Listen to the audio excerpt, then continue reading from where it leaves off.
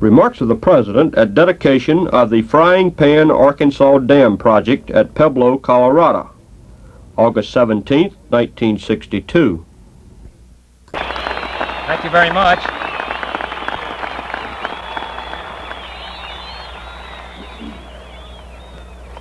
My friend and former colleague, Senator John Carroll, Governor McNichol, members of the Colorado Congressional Delegation, Senator Allett, Chairman of the House Committee who made this bill possible, my old colleague, Congressman Wayne Aspinall, Congressman Chenoweth, Congressman Dominic, Congressman Rogers, my former colleague in the Senate, Senator Johnson,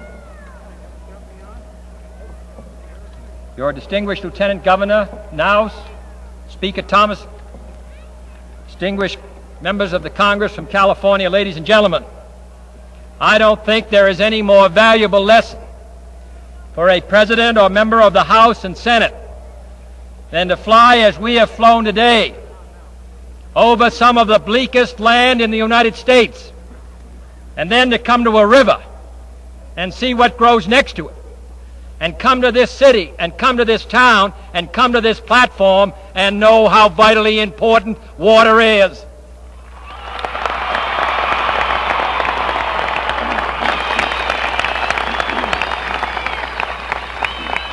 To many members of the Congress, to many Americans, the words Frying Pan Arkansas must of necessity be a name which is taken on faith. But when they come here to this state and see how vitally important it is, not just to this state, but to the West, to the United States, then they realize how important it is that all the people of the country support this project which belongs to all the people of the country. So I'm glad to be here today. I hope that those of us who hold positions of public responsibility in 1962 are as far-seeing about the needs of this country in 1982 and 1992 as those men and women were 30 years ago who began to make this project possible. The world may have been built in 7 days, but this project was built in 30 years. And it took labor day in and day out, week in and week out, month in, month out, year in and year out, by congressmen and senators and citizens and the press of this state to make this project possible. And it will be some years before its full benefits are made available to all of you. What are we going to do in 1962, beginning today, to determine what projects we should develop so that by the end of this century, when there are 300 million people in the United States, that there will be available to them land and water and light and power and resources and places to live and places to rest and places to work. So we salute this project today, and we salute those who made it possible. And we look to the future, and we look to the past. And we commit ourselves in 1962 not only to celebrate this project, but to move ahead in all the other areas, stretching from California to Cape Cod, Massachusetts, in building this country up.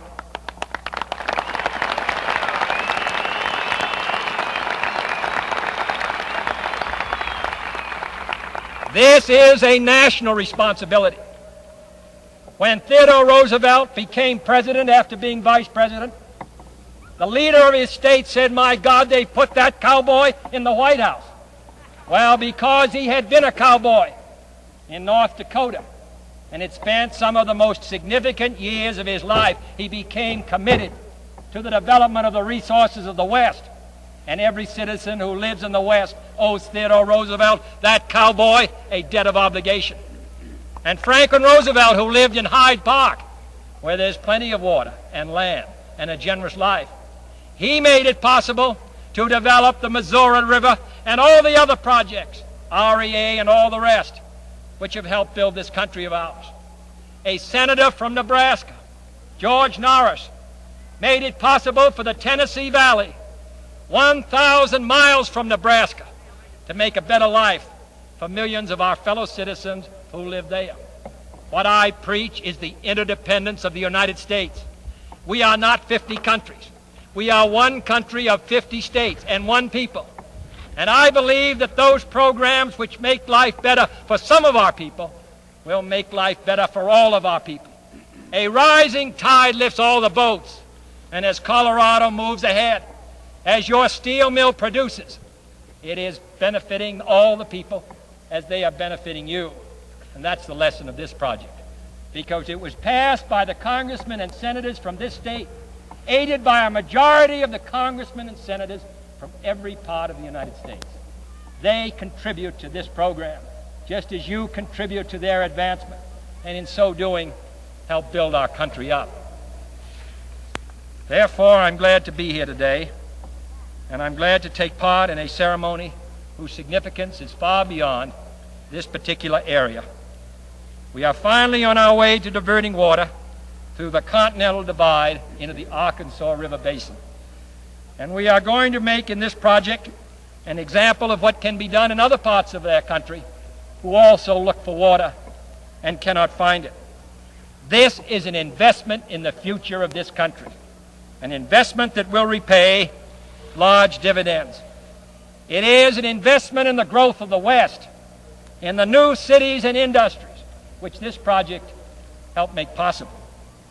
I salute the statesmanship of the leaders on both sides of the mountain, those who help provide the water, as well as those who use it, those in Northern California who provide the water, those in the South, those in the eastern United States who help provide the funds, and those of you who use them. That's what makes this country of ours so great. And I hope that in the 1960s, we will commit ourselves to this same kind of mutual effort, and not regard those projects which aid our cities as inimical to Colorado, or those projects which help our farmers as taking it away from our cities. Because that concept of the moving ahead of a great country on a great errand is what I think can give this country its leadership in the future, as it has in the past. This year marks the 60th anniversary of the reclamation program initiated under Roosevelt. And this year is the first year in which the Congress has ever authorized two projects of the magnitude of Frying Pan, Arkansas, and the San Juan Chamas Navajo project of New Mexico. Surely this is one of the most unusual projects in the entire 60 years. Like Colorado's pioneer Big Thompson, it will use a trans-mountain tunnel to bring water from the Pacific watershed to the Atlantic. Its water, impounded at over 9,000 feet, will drop through an unprecedented 7 power plants to produce electricity for homes and factories and farms. And there will be new water for new people and new industries. That is why this administration, and I am sure the administrations which will follow, will continue to push for adequate investment in the development of all the resources of all of our states. And that is why I am hopeful that this Congress, before it adjourns, will have written a conservation record second to none, that it will have added 3 superb national seashores to our national park system, one at Cape Cod, near where I live on the ocean, one at Point Reyes on the Pacific, and the third at Padre Island in the Gulf Coast of Texas. It will have added to an already strong water pollution program, an open space program for our cities, a significant wilderness bill, and youth employment opportunities, which would authorize a youth conservation corps. I would rather have those unemployed boys and girls who hang around on street corners today working in our parks and forests and making something of this country and their lives than staying at home and wondering what's going to become of them.